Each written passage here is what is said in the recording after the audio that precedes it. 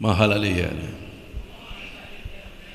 Nous allons vous retenir dans quelques minutes de réflexion et nous vous prions de trouver Éphésiens, chapitre 4. Je lis pour vous le verset 29 que je vais vous demander de reprendre. Éphésiens, chapitre 4, le verset 29. Une réflexion simple, mais assez profonde. Qu'il ne sorte de votre bouche aucune parole mauvaise, mais s'il y a lieu, quelques bonnes paroles qui servent à l'édification et communiquent une grâce à ceux qui l'entendent. Si vous avez cette portion, nous vous prions de lire, s'il vous plaît.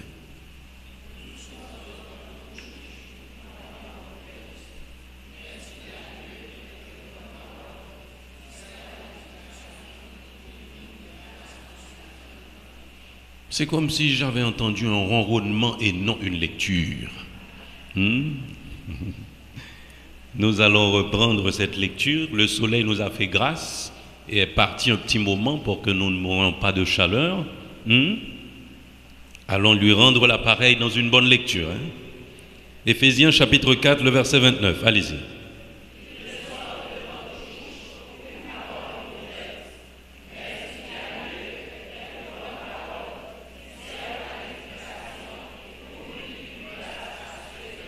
Amen.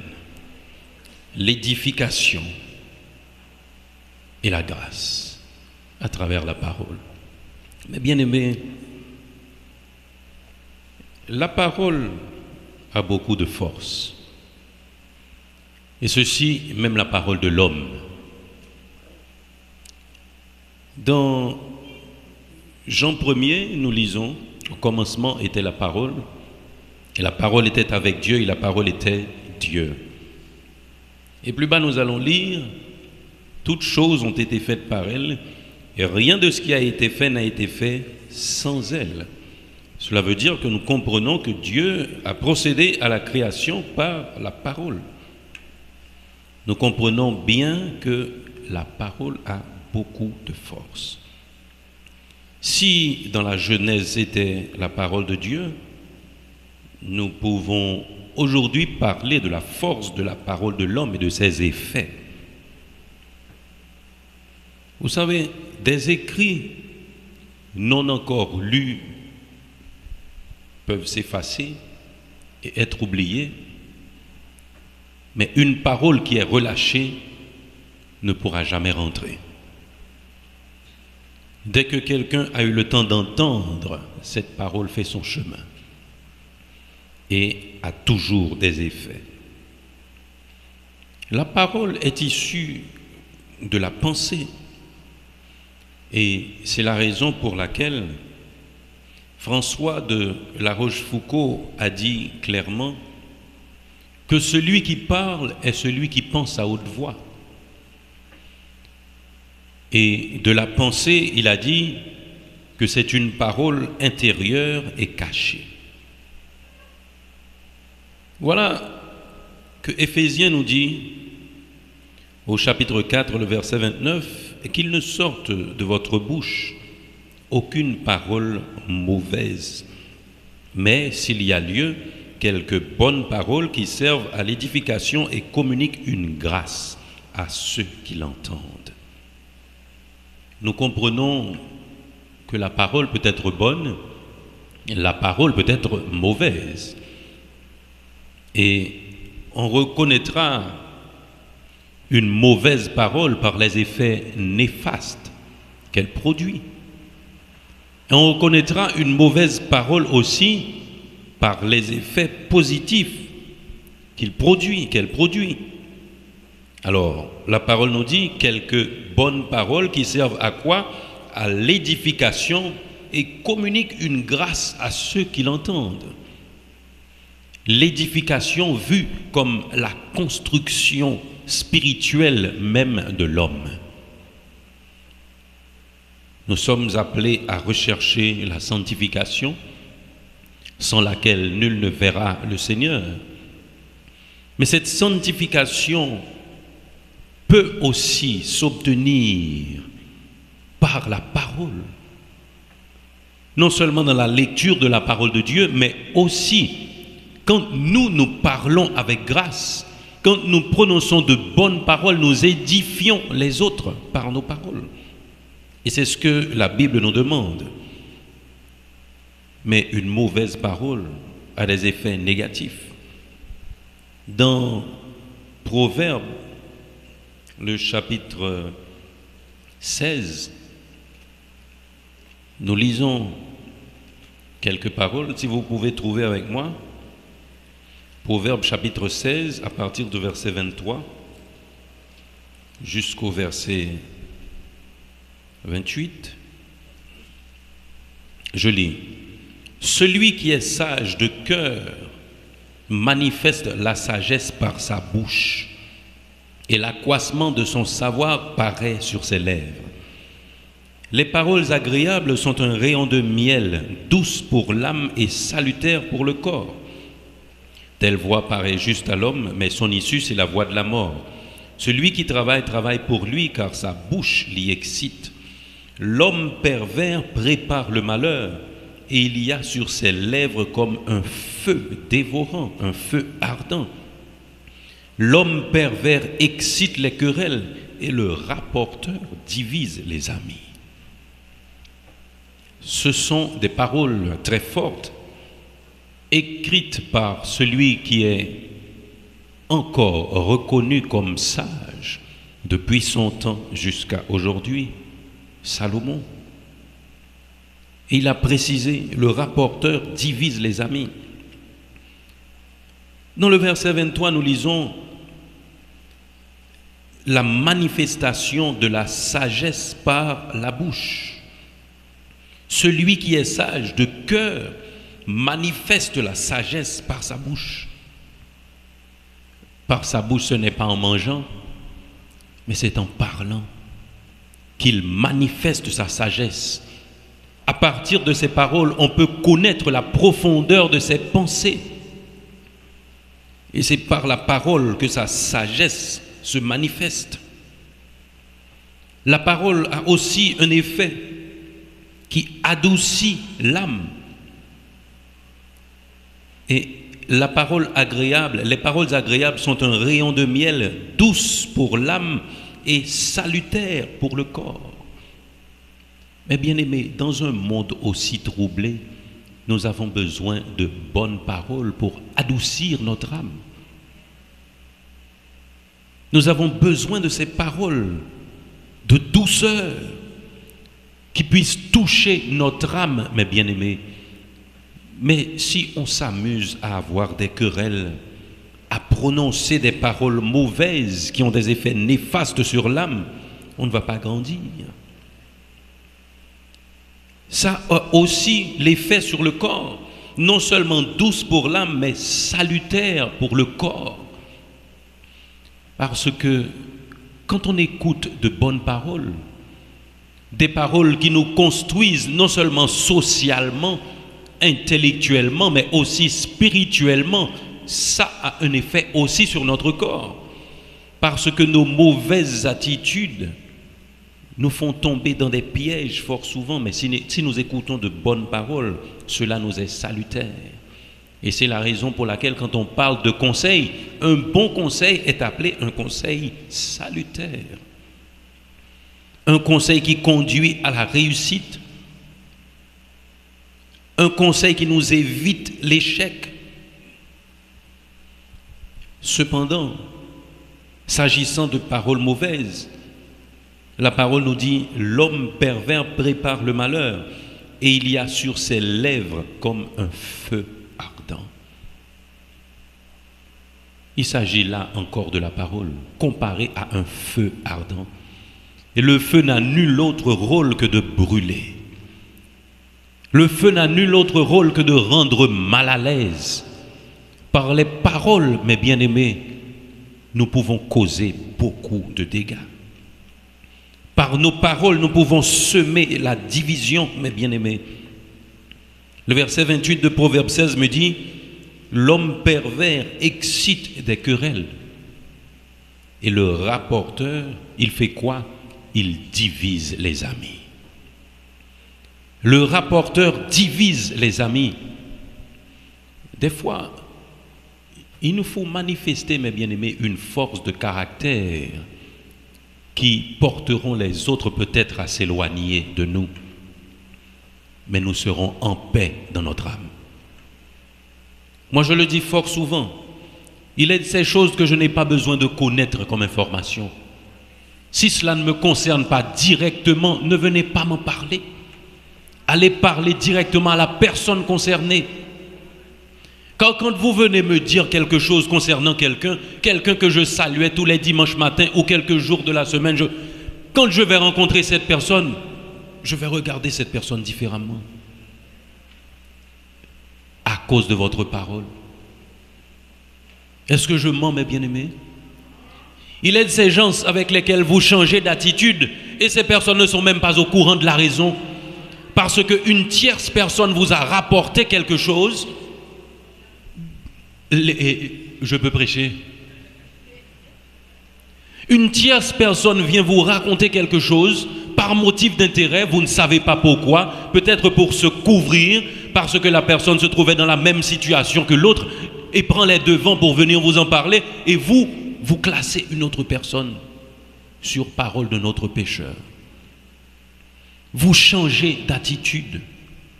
Mais bien aimé, le rapporteur divise les amis. Si vous devez rapporter quelque chose, que ce soit comme Nathan qui a rapporté à David son péché. Les exemples se trouvent dans les Saintes Écritures, mes bien-aimés. Il a rapporté à David son péché, mais en parabole. Et quand David a prononcé la sentence, là, Nathan lui a dit, « Eh bien, Majesté, il s'agit bien de vous. » Et son attitude a été de tomber sur ses genoux. Mais quand vous allez rapporter quelque part d'autre, vous érigez des juges à n'en plus finir. Vous empêchez aux bien-aimés de marcher avec rectitude sur le chemin du salut. Car vous semez la division, mes bien-aimés. Les paroles peuvent être méchantes. Analysez vos paroles, mes bien-aimés, et pensez à leurs effets avant même de les prononcer. Cet écrivain, romancier et poète, Gabriel Garcia Marquez, qui a vécu de 1927 à 2014, avant son départ, il a laissé quelques citations profondes. L'une d'entre elles, c'est qu'il a dit « Si j'avais encore quelque temps à vivre, j'apprendrais à ne plus dire ce que je pense, mais à penser ce que je dis. »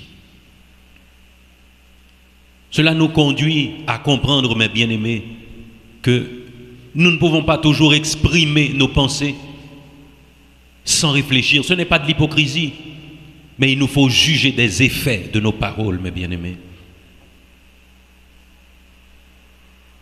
Réfléchir, c'est penser profondément à quelque chose. La pensée, fort souvent, n'a pas encore de jugement. Mais quand on réfléchit, on juge la pensée pour savoir si on peut l'exprimer en parole. Et c'est là aussi la sagesse, mes bien-aimés. Vos paroles peuvent construire. Vos paroles peuvent construire des ponts pour consolider les relations. Tout comme aussi, vos paroles peuvent dresser des murs de séparation entre les bien-aimés. Il faut veiller à cela. Dans 1 Roi, nous n'allons pas lire, c'est trop long. 1 Roi, le chapitre 21, entre les versets 1er et 29 se trouve l'histoire de Naboth. Naboth de Jizréel qui avait son champ qui était près de la cour du roi. Akab. Il avait demandé à Naboth de lui vendre ce champ qui était un héritage de ses ancêtres. Naboth l'a refusé. Et sa femme, Jézabel, a tout conçu comme plan pour faire assassiner celui qui possédait le champ. Et comment est-ce qu'il a procédé? C'est par des écrits. Il a mis des paroles sur une correspondance qu'il a scellée du sceau du roi, qu'elle a scellée du sceau du roi. Et par ces paroles qui étaient censées venir du roi, l'autre a été assassiné. Elle a publié un jeûne au nom du roi et a mis Naboth en première ligne pour être lapidé. La parole, mes bien-aimés, c'est dangereux. Tout comme ça peut construire, ça peut détruire. Dans 1 Samuel, le chapitre 25, j'aime beaucoup ce passage. J'aime beaucoup ce passage. Cet homme insensé nommé Nabal. David était en fuite avec ses hommes dans les montagnes, dans les rochers. Ils étaient à court de nourriture. Et David a envoyé un serviteur auprès de cet homme riche, Nabal, pour demander des provisions. Alors que précédemment les hommes de David avaient aidé les tondeurs de Nabal, les avaient protégés contre les ennemis, les bêtes sauvages qui venaient attaquer. Et ces tondeurs ont rapporté ceci à Nabal, disant que les hommes de David nous ont protégés dans la forêt. David envoie ses serviteurs demander à Nabal quelques provisions. Nabal de réagir d'une façon très négative. Il dit à ses serviteurs: nombre d'esclaves s'échappent de la maison de leur maître. Ces gens que vous avez trouvés dans la forêt, nous ne savons même pas d'où ils sont. Je ne vais pas donner mes provisions. David, une parole dure excite la colère, mes bien-aimés. Et c'est aussi écrit dans les Saintes Écritures. Dans Proverbe 15, une réponse douce calme la fureur, mais une parole dure excite la colère. David s'est mis en colère à cause de la réponse de Nabal et a envoyé quelques-uns de ses soldats pour aller exterminer Nabal et sa famille. Un des serviteurs de l'homme méchant et dépourvu de sens a été voir la femme, Abigail. Et quand cet homme a été voir la femme de Nabal pour lui dire ce qui s'était passé et comment son mari avait réagi, le serviteur lui a dit: maintenant que tu es au courant de la situation, je sais que tu sais comment agir. Et Abigail, à l'insu de son mari, a rassemblé des provisions, 200 pains et d'autres choses. Elle sella son âne et demanda à quelques serviteurs de l'accompagner en direction de David, qui était déjà en route pour la maison de Nabal, venant l'exterminer. Et en cours de chemin, la femme rencontre le roi et dit au roi de ne pas tenir compte du non-sens de son mari, qu'elle était au courant de ce qui s'était passé dans la forêt. Elle a supplié le roi David de recevoir les provisions. Et ça a sauvé la vie de Nabal et de sa famille.